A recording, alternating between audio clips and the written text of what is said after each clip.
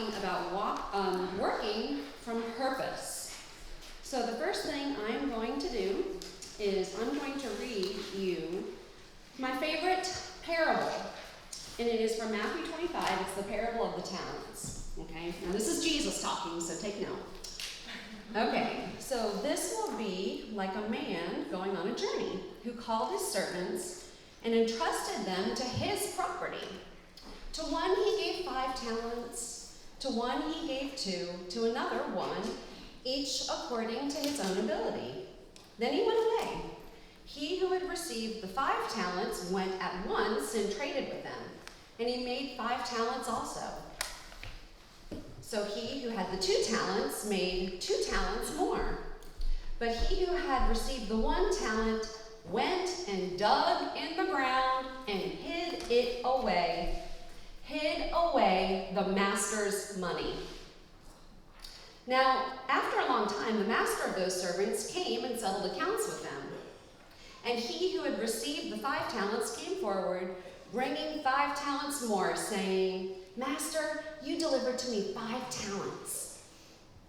Here, I have made 5 talents more. And the master said to him, Well done, good and faithful servant. You have been faithful over a little. I will set you over much. Enter into the joy of your master. And he also, who had the 2 talents, came forward, saying, Master, you delivered to me 2 talents. Here, I have earned you 2 more. His master said to him, Well done, good and faithful servant. You have been faithful over a little. I will set you over much. Enter into the joy of your Lord. Then he who had received the 1 talent came forward, saying, Master, I knew you to be a hard man, reaping where you did not sow, gathering where you scattered no seed. So I was afraid. So I went and dug, and I hid the money that you gave to me in the ground. Here it is, back to you. But the master said to him, You wicked and slothful servant. You knew that I reaped where I did not sow, and I gathered where I scattered no seed? Then you should have invested my money with the bankers, and at my coming I should have received what was my own with interest. So I will take this talent from you and give it to him who has more. For to everyone who has more will be given, and he will have an abundance. But from the one who has not, even what he has will be taken away. And cast the worthless servant into the outer darkness, and in that place there will be weeping and gnashing of teeth. Okay, a couple things here. Number 1, I have a lot to say about this, and it'll be the work of the Holy Spirit if I can get this done in 8 minutes. Number 1, you have a purpose. Okay? Number 2, you are a servant. And you have a master, and that master has given you strengths and talents, and those are God's gifts to you. And your gift to God is what you do with those talents. And here's the thing. Did you notice in that parable what made the only difference between the ones that actually invested and did something with those gifts and talents versus the one who did not? What made the one who did not do anything? Fear. His belief about God and fear. Where did the fear come from? His belief about God. He said, You are a wicked servant. Wrong. He said, You reap where you did not sow. Wrong. Right thinking is critical. And the most important thing you can have right thinking about is what you believe about God. And if you are fearful in this business, I challenge you, go back to what you believe about God. Because each one of you in here is a steward. Not only of the talents and the gifts that God has given you, but of this thing called Plexus. on both the product side and the opportunity side. Because I can guarantee you that God has put people in your life and in your path that are waiting for what you have to say to them. They are praying for hope. They are going to bed at night wondering, how am I going to homeschool my kids when I feel like crap? Why is my husband stressed all the time? How are we going to pay this bill? Why am I living like this when God says that there's abundant life out there for me, but this is my experience? And you have an answer. Yes. So, are you going to steward the gift that God has given you? Now notice that God gave some 5 and some 2 and some 1. This makes me think of when I was teaching my daughter, Kaya May, how to ride a bike. She got on the bike and she was terrified. And I'm sitting there, I'm not sitting there, I'm standing. And I'm walking with her and she kept wanting to look at me. But if you've ever taught a kid how to ride a bike, what happens? When they get their eyes off the road in front of them, they fall. Stay in your own lane and keep your eyes ahead of you. I can't ride the bike for her, but she will go straight, and if she keeps on pedaling, she will go forward. The talents God gave me are not the talents God gave Celise. They're not the talents God gave Kimberly or Brittany or Jackie, but He did give you something that He not only wants you to do something with, but He expects you to do something with. And here's the thing. It's that God has already laid out these good works for you that you should just walk in them. That's not my idea, that's God's. And so if you have a problem with that, take it up with Him. I can guarantee you He will win. If that is your mindset, it changes everything, because let me tell you what my purpose is not. My purpose is not to sell supplements.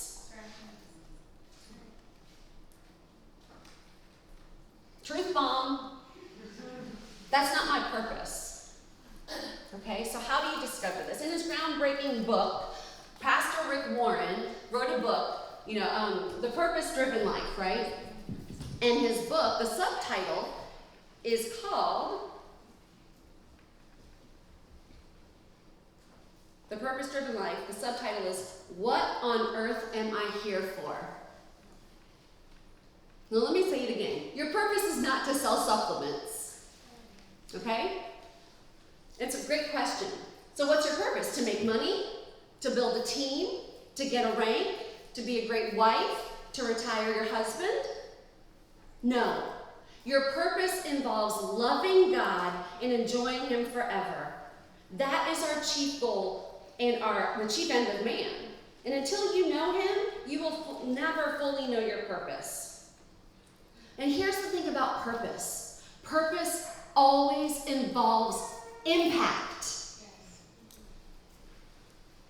It is never just about you, but how you are going to impact others. What is your effect on others? Because you are certainly having an effect, whether you want to or not. And people have said it all throughout the day. You are either intentionally adding to people or you are subtracting from people. Are you life-giving or are you draining? What mark are you going to leave? What will be your legacy? So how does this translate? And what does this have to do with your business? Everything. We are in a people helping people industry. If you want your business to grow, love and serve people well. It is about impact in other people, getting our eyes off of ourselves and onto serving others. Our goal is to work out of purpose, not points, not a paycheck, not self-centeredness. Christina said it this way today: work out of purpose, not desperation. And here's the difference. When you work out of purpose, you have a stability. It's easier to keep your emotions in check because I know that I'm called to do this. And my purpose is not to get somebody else to join, but to love God and serve Him forever. And I'm an emotional, hot-blooded Lebanese.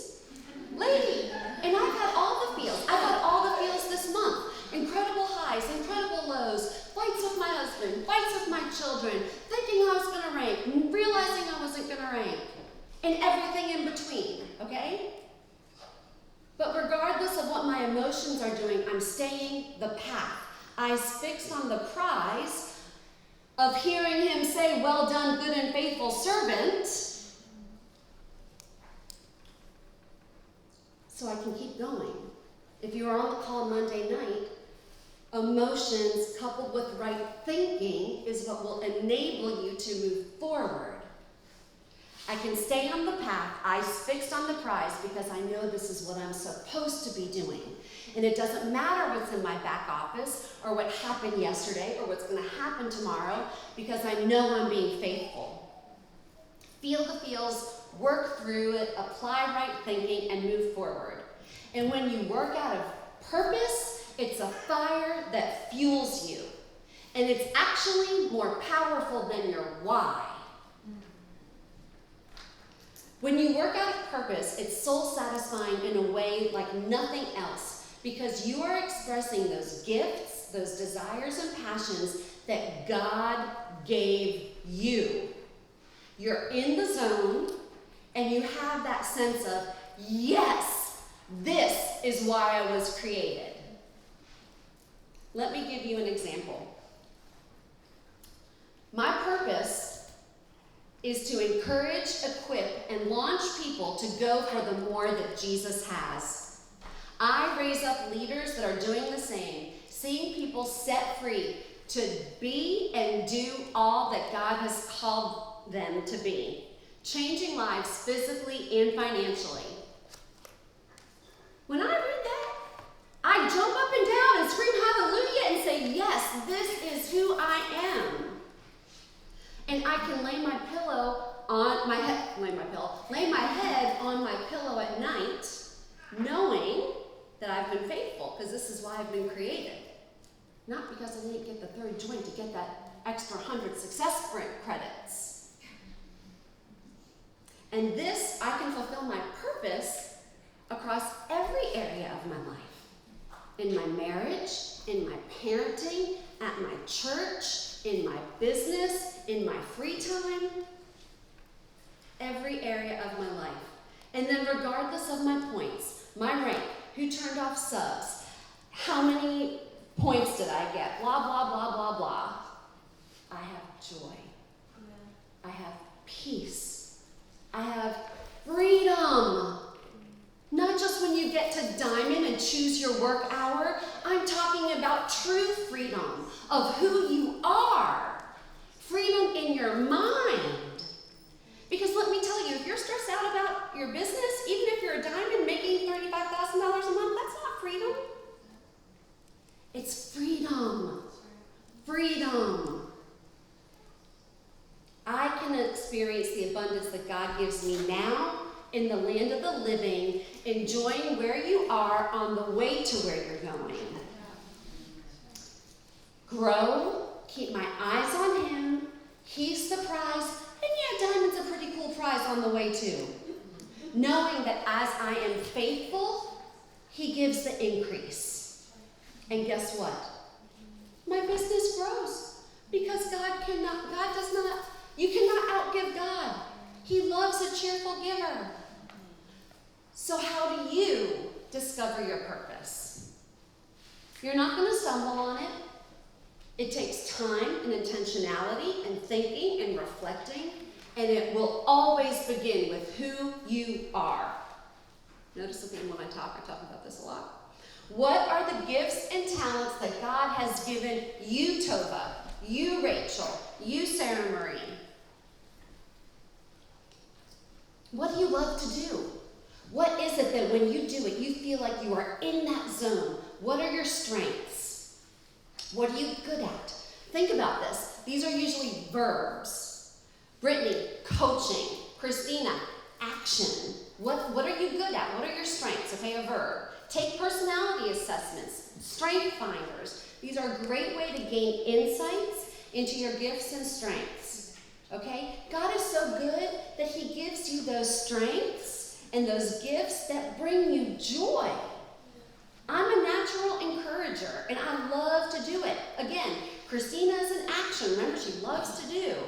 And it brings us joy. It fuels us. Elizabeth just said, figure out what you're good at in this business, what brings you joy, and do more of it, because you can be excellent in that area. Yes, there are some things that we don't love and that we're not great. Well, pull up your big girl panties, do it anyway, spend the majority of your business in what you're good at. And you will have joy. What are your strengths? It's a huge part of your purpose. And then your core value. Okay? What's your heartbeat? What is that value that speaks to you above all else? And this is usually a noun. Okay? What is it that when you think about it, keeps you up at night or gets you riled up? For Brittany, it's freedom. Is it justice? Is it truth? Is it passion? For me, it's the more that Jesus offers. Nothing gets me fired up more than Christians settling for mediocrity. Because my Jesus did not die on the cross and pay a precious price for me to just survive. My Bible says that we are the city on the hill, the light of the world, the head and not the tail. And he did not call us to be poverty. Who wants to be like a mediocre Christian? Not me. And there's a reason we're called believers. So isn't it time that we start believing and our lives reflect it? It gets me a little riled up. And this is why this is such a great fit for me. Because it's really hard to go for the more that Jesus offers you when you feel like crap and you don't have the resources to do what God's put in your heart. That's my